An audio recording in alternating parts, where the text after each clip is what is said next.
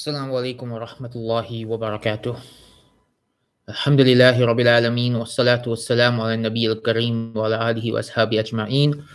So, welcome to our second live stream on the book Productivity Principles of Umar II, Umar ibn Abdul Aziz. Last week, we looked at a section from the introduction to this book in which we discussed some of the principles covering history. Today, I want to discuss the first chapter of the book, which is practicing extraordinary parenting. Sorry, let's just see if we can get that. Okay. Uh, Practicing extraordinary parenting. I've put this as productivity principle number one in the book. And I'm just going to share some of the stories from the book. And then from there, we can discuss some of the parenting tips that we can take from this and some of the main points that I cover in this chapter.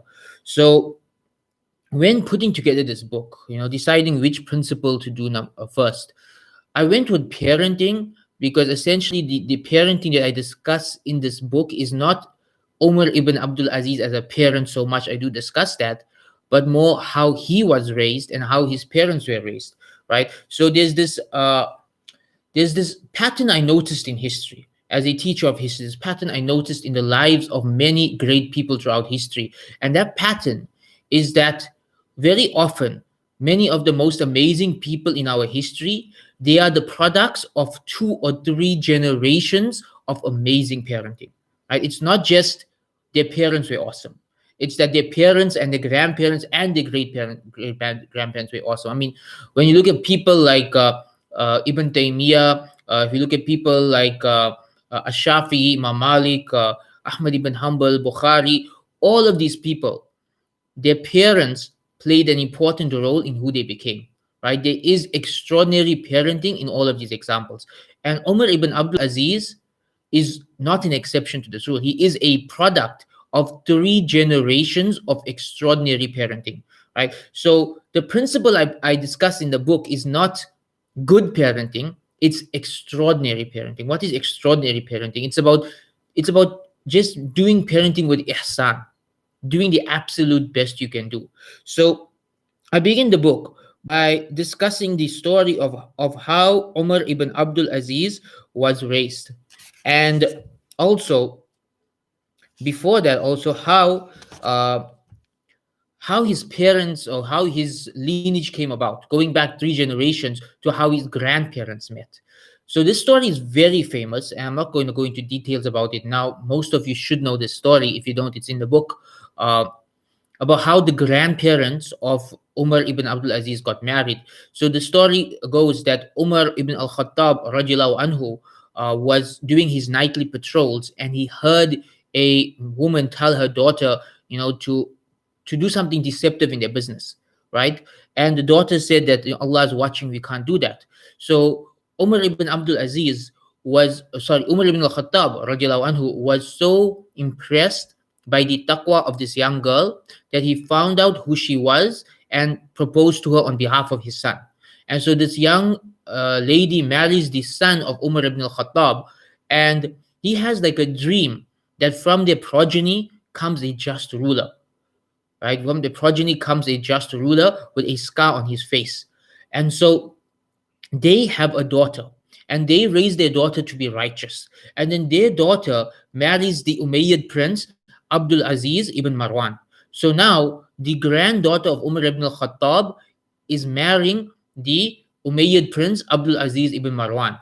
And they have a son who they name Umar after his great-grandfather. So now their son is Umar ibn Abdul Aziz, the Umayyad prince. And he is an Umayyad from his father's side and a descendant of Umar ibn al-Khattab from his mother's side.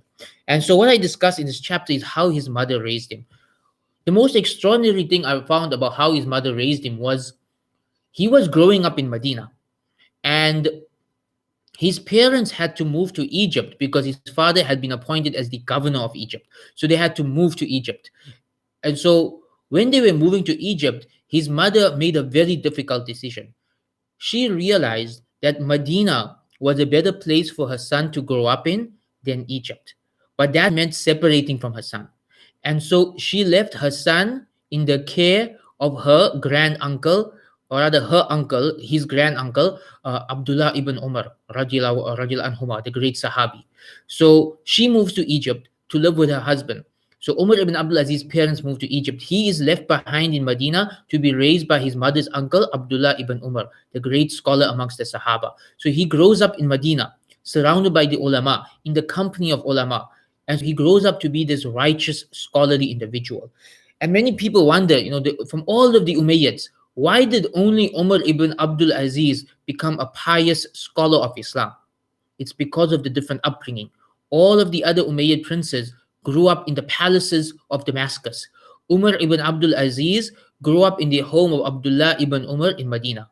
So this definitely created a very different upbringing, which can be seen in the kind of man he became. Umar ibn Abdul Aziz was a very different person from the rest of his cousins and the rest of the Umayyads. He was knowledgeable, he was wise, he was scholarly, he was pious, he followed the Sunnah very strictly.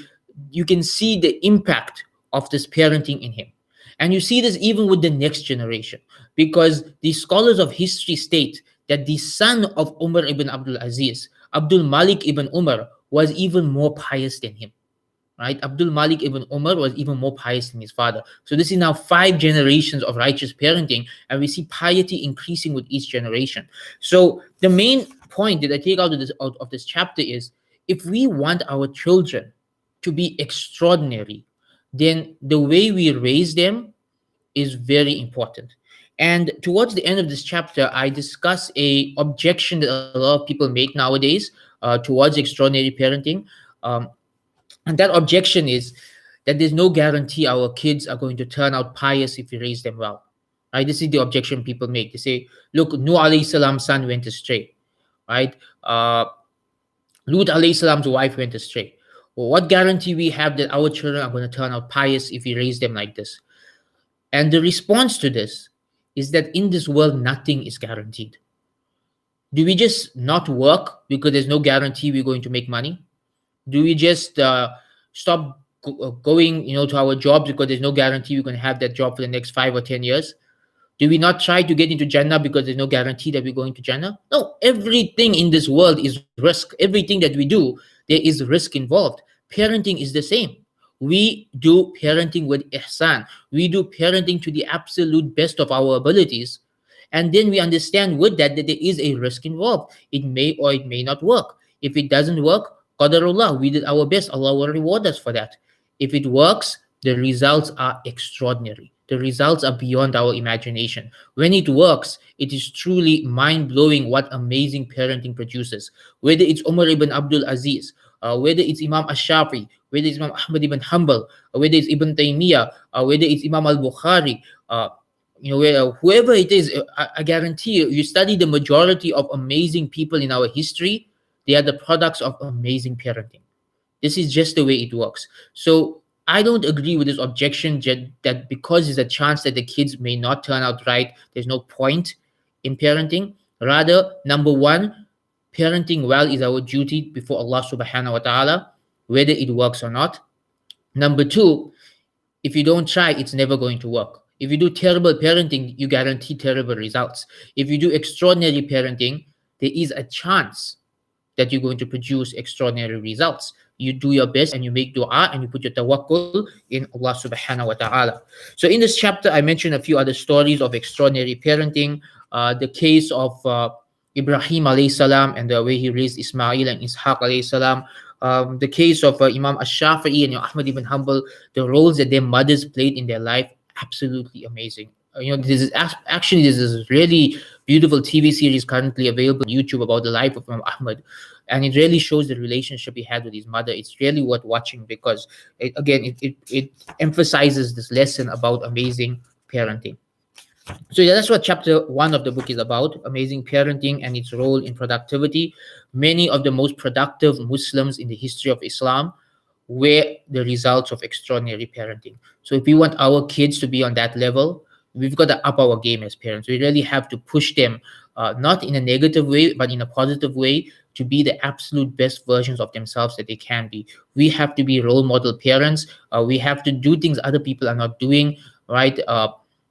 So, for example, one of the things I do is I teach my kids subjects that schools don't teach. I teach my kids things like financial management and entrepreneurial skills and leadership skills and time management skills. I teach them all of these things privately uh, because the schools don't teach these things, so they will have an advantage in life. So we really need to focus on doing this with our children, doing things beyond what is expected and beyond what is normal if we want to produce amazing children. So that's it for today. That's all I wanted to discuss. If there's any questions, you can post it in the chat box. I'll deal with your questions now. If not, we'll close off in a bit. Again, a reminder, this was a reading from chapter 1 of my newest book, Productivity Principles of Umar II, Umar ibn Abdul Aziz, currently available on Amazon and also on Gumroad. If you want the PDF edition, you can purchase that from Gumroad. If you want the paperback, this beautiful paperback with this beautiful cover, you can get it from Amazon. And so thank you all for your time and attention. And inshallah, I'll be back next week with another video in which we will discuss even more lessons from the life of Umar ibn Abdul Aziz. Jazakallah khairan wa akhir da'wana and alhamdulillahi rabbil alameen. Wassalamu alaikum wa rahmatullahi wa barakatuh.